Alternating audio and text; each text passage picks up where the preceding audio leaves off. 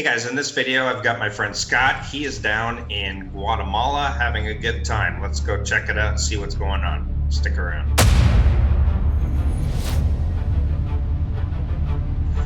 All right, guys, so we got Scott back on the channel again, and he is now in Guatemala. And previously you had been in Hawaii, Mexico, and Colombia. So you've been doing what a lot of people wish they could probably be doing, or maybe a lot of people want to do. But how is Guatemala? Where exactly are you? I'm in Antigua. It's an old heritage city. It's one of the United Nations heritage sites here. It's really beautiful. It's about a mile above sea level, very dry, nice climate. Any concerns about danger or safety concerns or anything like that? Not here. I stayed out of Guatemala City for that reason. You know, there's problems there, but here it's very safe and it's easy to get around. Uber's here. You can walk the city very easily as well. And I'm assuming like places like Colombia and Mexico, Spanish certainly helps. I know your Spanish is pretty decent. Same here in Guatemala. You're finding probably not many people speaking English, I would imagine. Yeah, you still need Spanish to sort of get around and communicate with people. But I'd say that they're probably, being a heritage site, have a little bit more English, or at least pretend better. You know what I mean? Yeah. So they're good. They're good. How is the food? How would you relate the food to like Mexico and Colombia? Is it similar or very different? You know, it's similar to Mexico in a lot of ways, but it does have a Caribbean flair. They use a lot of plantains and, you know, definitely a lot of proteins, chicken with lots of sauces.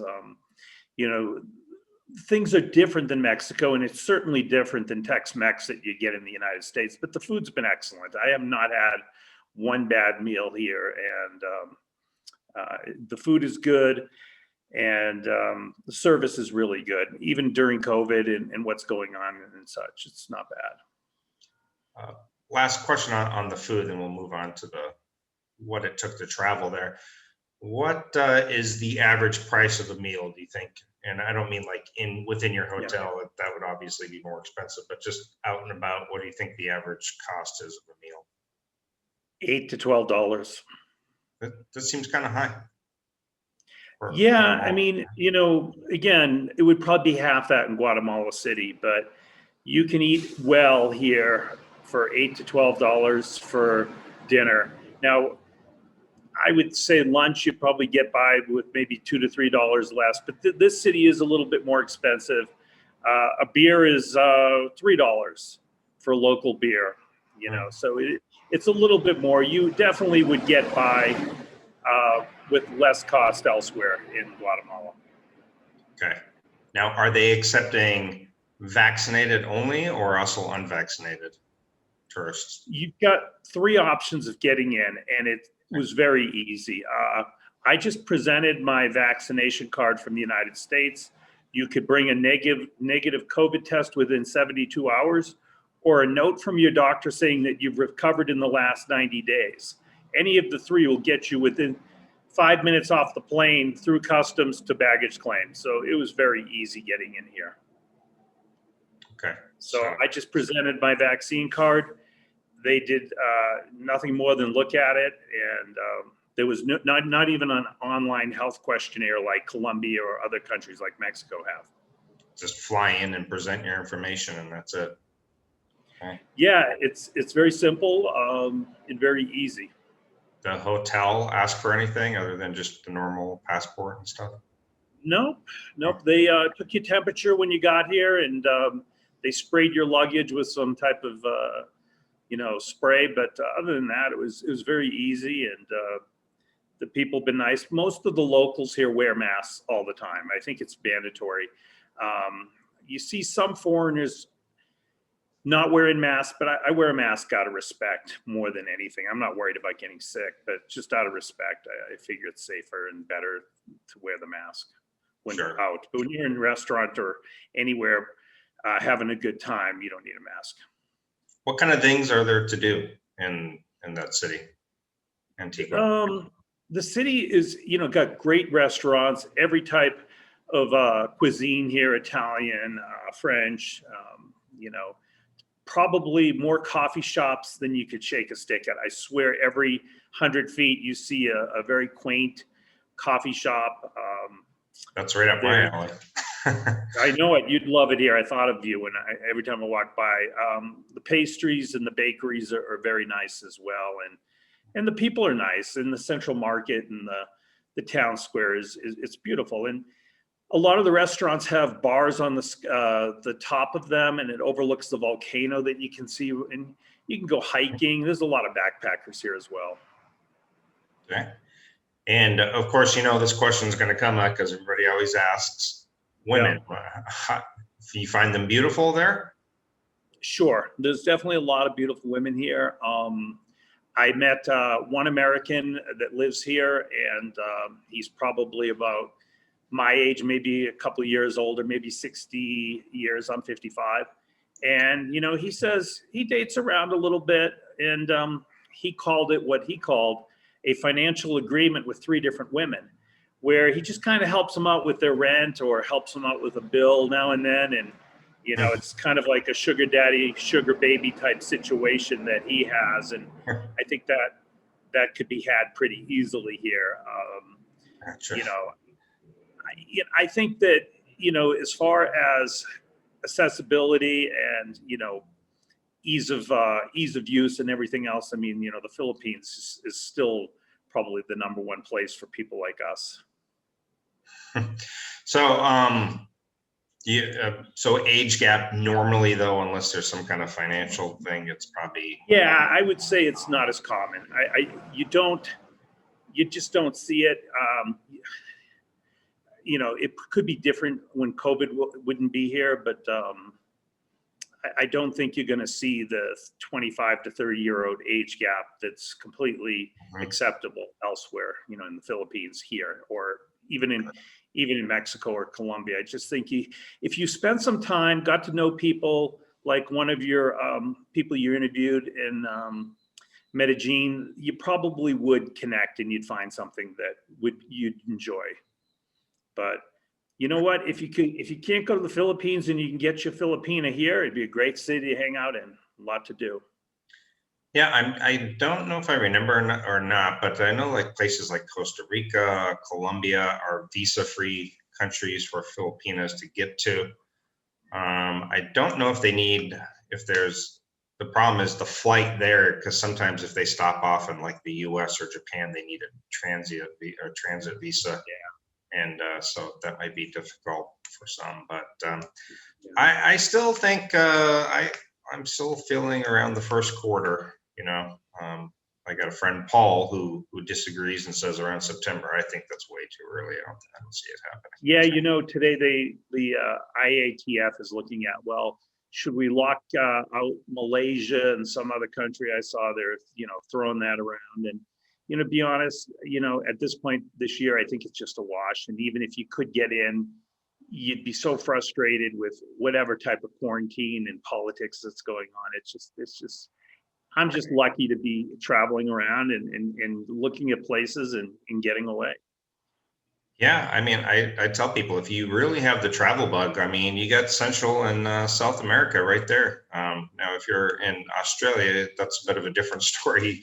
They've kind of locked you down, but I guess you can hop over to New Zealand. But the UK, I mean, countries in Europe, Greece and Italy are opening up, and so there's options now for people. You don't have to wait for the Philippines. I mean, that may be your long-term destination, but if you want to enjoy something now. Yeah, I know it's hard. It's hard on anybody that has a girlfriend or a relationship, or maybe even somebody that was just hoping they turned 62 or 64 and said, yeah, a year and a half ago, I'm going to buy my ticket and I'm going to move to the Philippines and retire. And now they're just spinning their wheels in America and maybe continuing to work and bank some money. I don't know, but we never thought this was going to go on this long. And I don't really I just want a date. I think that's all we want is a date, and say, okay, January 15th of next year, whether we get, 30% or 50% of the people vaccinated in the national central region, we're going to open up, because you got a plan and there's no plan. And that's the frustrating thing. Right. I think people are getting frustrated on both ends, Filipinos too. And Yeah. real funny story. I'm not saying this is the common thing. This is probably very uncommon. But the other day, a Filipina messaged me on Facebook, and I click on her Facebook, and it's her and her Western boyfriend. I could see in the pic, and she's like, "Oh, hey, where do you live?" And I'm like, "Cebu," and she's like, "Oh, I'm in Cebu too. We should meet up." I was like, "It looks like you have a boyfriend or fiance." She goes, "Yeah, but it's been a year and a half. I haven't seen him."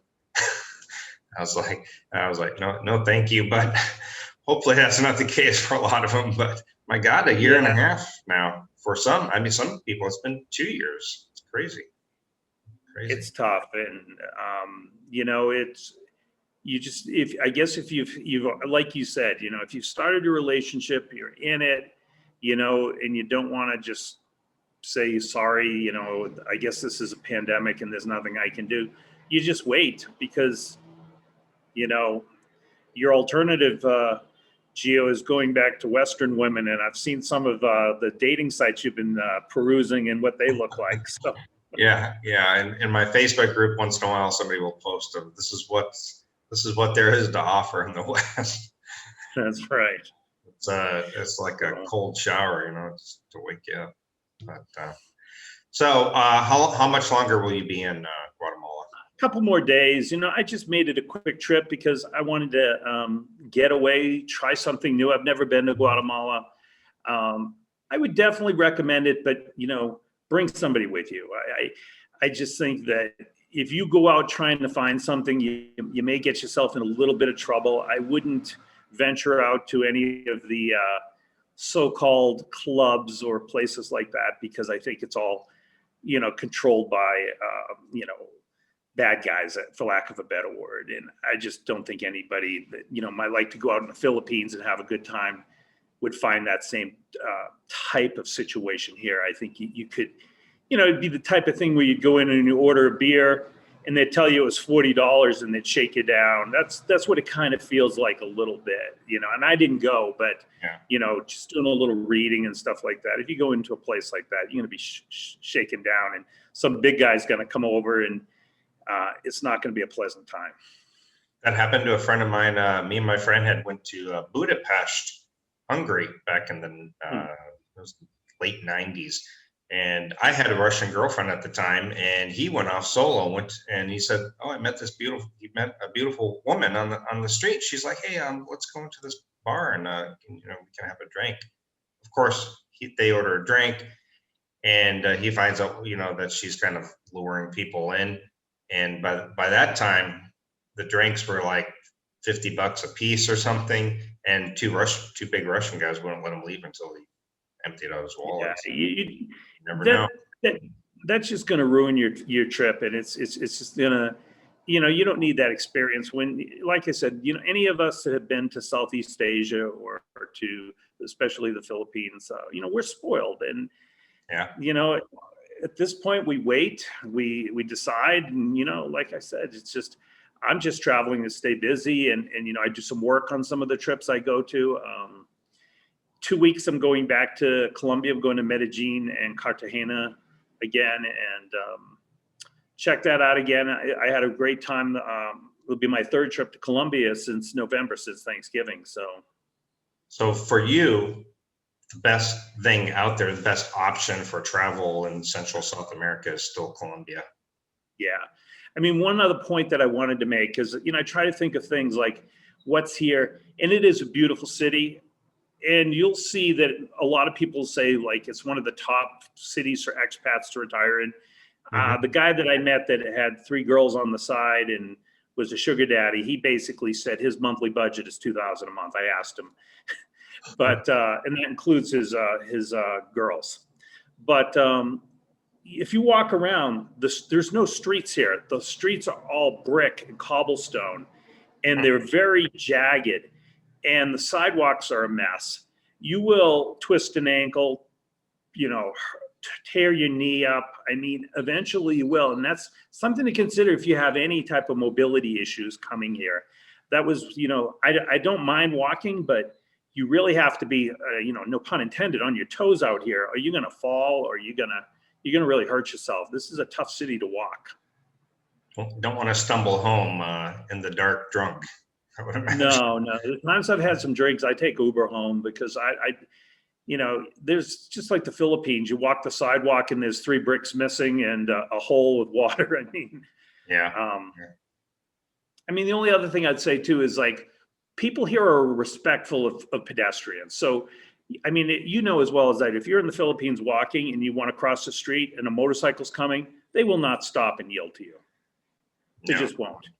Here, they will actually stop and let you cross the street, which shocked me, because I thought, you know, I'd be a moving target. But anyway, but yeah, I love Colombia. I do.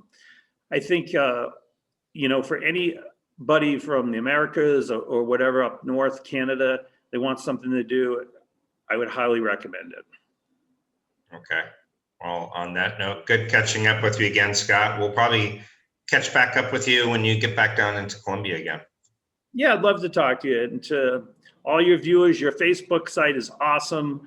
I enjoy seeing the posts from other people. I highly recommend it if you're not a member to apply. Maybe Gio will let you in. For sure. And that's Gio in the Philippines -friends on Facebook. You can search it up. All right. Thanks so much, Scott. We'll see you next time. Take care. Take care.